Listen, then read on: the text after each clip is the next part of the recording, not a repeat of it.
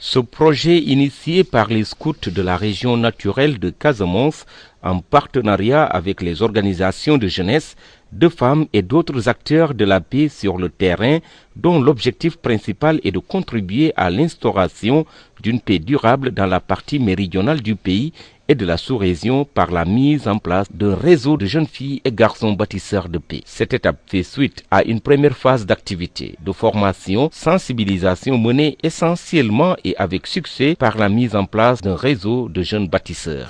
Avec la détermination de toutes les associations de femmes, de jeunes impliqués dans ce terrain, des acteurs, actrices sur le terrain, des populations, nous arriverons à bon port. Chers acteurs et actrices de la paix, nous lançons un appel aux deux parties à la table de dialogue et accompagner cette initiative de la recherche de paix enclenchée par les jeunes et les femmes de la Casamance naturelle et de la sous-région. C'est déjà une longue histoire. Elle a commencé en 2004.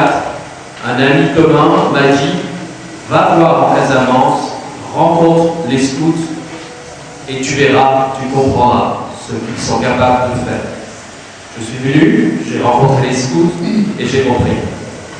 J'ai rencontré un mouvement organisé, dynamique, enthousiaste et qui voulait vraiment se mobiliser pour les autres, pour les communautés, dans divers projets, mais qui surtout à ce moment-là, au lendemain des accords de paix, souhaitait s'engager dans la dynamique de paix.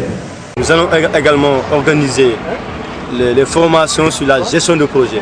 Parce que nous pensons aujourd'hui que si les jeunes sont outillés, peut-être d'eux-mêmes, ils peuvent se débrouiller à élaborer des projets et les soumettre. Mais en dehors de cela aussi, nous aurons des formations sur l'approche genre. On va former les jeunes dans les régions, mais en Gambie, en Guinée-Bissau et à travers les 3 régions naturelles de la Casamance. Ces jeunes seront formés sur le genre et nous aurons des experts qui viendront.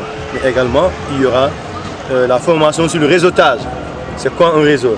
Comment maintenir un climat de communication entre plusieurs personnes qui ont différentes cultures, mais qui peuvent aller vers un objectif qui se trouve être la paix. C'est ça aussi, c'est des formations qui vont être ici. Mais nous souhaitons, après les 2 années, avec le partenaire, que nous allons maintenant à la phase de la réinsertion. Ces jeunes qu'on a mobilisés, qu'on a formés, qu'est-ce qu'il faut leur donner? Parce que s'ils ont eu le ventre creux, ils vont se dire mais ils nous ont toujours pas fait parler, mais on n'a rien à manger, ils vont retourner à la case départ. C'est pourquoi nous avons pensé qu'à la 3e phase, ça va être un grand programme de réinsertion. Et là aussi, ça va être un partage avec tous les acteurs. Les acteurs vont faire des propositions et par localité, les gens vont faire des propositions. Parce que nous, ce qu'on a demandé, que ce n'est pas à nous de proposer, mais on va demander à chaque département, à chaque arrondissement, de faire des propositions sur le retrait, sur la réinsertion. Et des gens vont nous proposer et nous allons le proposer au partenaire qui est prêt à nous accompagner à la 3e phase.